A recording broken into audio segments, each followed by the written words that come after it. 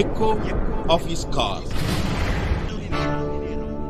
Dear friends, I greet you all in the wonderful name of our Lord and Savior Jesus Christ. मेरे प्यारे मित्रों, आप सभी को जय मसीह, नमस्कार। In Acts chapter 3 verse 1, I found a very important verse.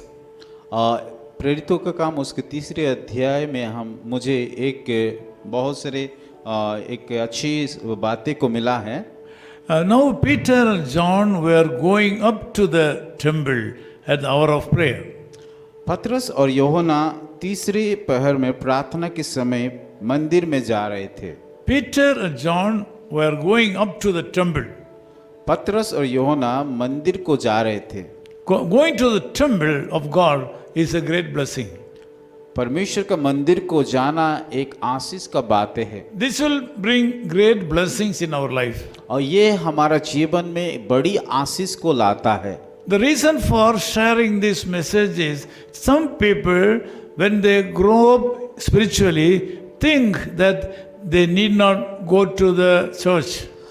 मैं इस संदेश का बोलने का एक उद्देश्य है, कई लोग जो आत्मिक जीवन में बढ़ते हैं वो लोग सोचते हैं कि कलीसिया को अभी आराधना करने की जाने कोई आवश्यकता नहीं है। That's a wrong attitude. ये एक गलत स्वभाव।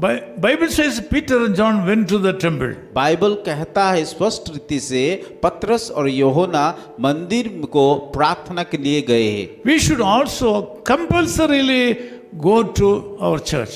इसलिए हमें सिखाता है कि हम भी कलीसिया को हर समय वहाँ जाना चाहिए। We should not avoid the worshiping time in the church.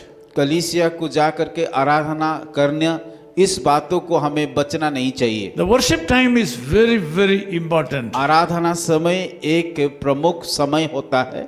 Most of the people in the churches I have seen, they go to the church after the worship portion is over. मैं कई कलीसिया का विश्वासी को देखता हूँ कि वो ऐसा समय में जाते हैं जब आराधना खत्म होता है, उस समय वो जा करके कलीसिया के अंदर प्रवेश होते हैं। I can say that avoiding the worship is devilish. मैं ये भी कह सकता हूँ कि परमेश्वर का आराधना को हम कि ना करना जो मन रहते हैं वो एक शैतानी का काम है। When you go to the church and worship the Lord, you will get good new revelation from the Lord. जब हम परमेश्वर के मंदिर में जा करके प्रार्थना करते, आराधना करते हैं, परमेश्वर की ओर से नया प्रकाशन हमें मिलता है। You will get good relationship. उसके साथ हमें कि एक संबंध हमारा जोड़ जाता है। Some physically handicapped people come there. और वहाँ कई जो कि अपाहिज लोग उस मंदिर में गए थे। Mentally worried people will come there. मानसिक तौर से जो बोझग्रस्त थे, चिंतित थे, उन लोग भी वहाँ गए थे। They will expect something from you. और वो सारे लोग कुछ तो आशा करके गए थे। You can talk to them and share the love of God to them. उन लोगों के पास जा करके परमेश्वर का बातें बोल करके परमेश्वर का प्रेम को बातें को बता सकते हैं। People carried a person who was not able to walk. और लोग जो व्यक्ति की अपाहिज था, जो चल नहीं पाता, उनको कांधों में उठा करके जा रहे थे। He saw Peter and John. और उन लोग पतरस और यूहन्ना को देखे।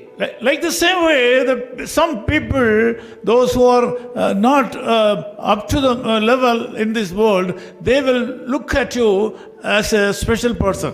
और जो लोगों के कुछ भी नहीं है, वो लोग आपको कि एक खास व्यक्ति उन नजरिए से देखेंगे।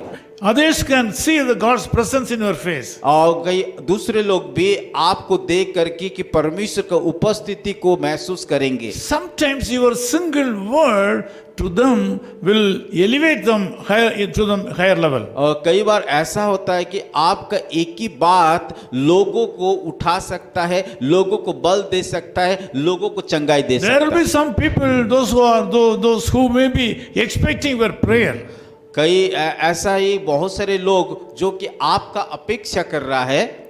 You will be also raising people from their infirmities. और आप भी लोगों को जो कमजोर है उनको उठा सकते हो। When you are very particular about attending the church services and attending the worship time, जब आप कलीसिया को जाने के लिए प्रमुख स्थान देते हो और प्रार्थना करने आराधना करने के लिए कि प्राथमिकता देते the हो, Lord will certainly bless you. परमेश्वर निश्चित तौर से आपको आशीष देगा। My brother and sister, are you in the habit of going to your church on a regular basis, on time?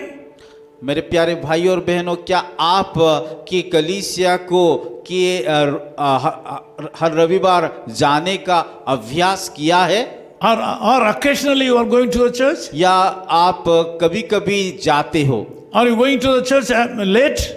क्या आप कलीसिया को विलंब से जाते हो? As a Lord's child, you should be very careful in attending your church on time. परमेश्वर के संतान होने के कारण आप सभी को कलीसिया को बराबर समय में जाना चाहिए। With these words, I would like to pray for you. इस बातों को रख करके मैं आप लोग सभी लोगों के लिए प्रार्थना करना चाहता हूँ। Loving Father, we thank you so much for this time. प्यारे खुदावन, इस सुंदर समय के लिए हम धन्यवाद देते हैं। I commit all the brothers and sisters who are praying with me to your wonderful hand. प्रभु, इस समय जितने भाई और बहनों प्रार्थना में जुड़े हैं उन तमाम लोगों को आपके हाथों में सौंपता हूँ। Lord, I ask you to give them protection today. प्रभु, मैं प्रार्थना करता हूँ उन सारे भाइयों को बहनों के ऊपर आप सुरक्षा दीजिए। Please meet all the needs of these people. सारे जरूरत को आप पूरा कीजिए। Remove all the obstacles in their life उन लोगों को जो बंधन है उन बंधन को आप तोड़ दीजिए and take care of them. और उन लोगों को आप ख्याल कीजिए। In Jesus' name we Yeshu pray. मसीह के नाम से हम प्रार्थना करते Amen. हैं। आमीन। Echo of His Call Ministries, 10 Muhammad Abdullah 2nd Street, opposite International Cricket Stadium, Chepauk, Chennai 600005, India. Phone 9144-2852-8282. Mobile phone and WhatsApp 91-98412-71858. Email sam@echoofhiscall.org. Website www.echoofhiscall.org. God bless you.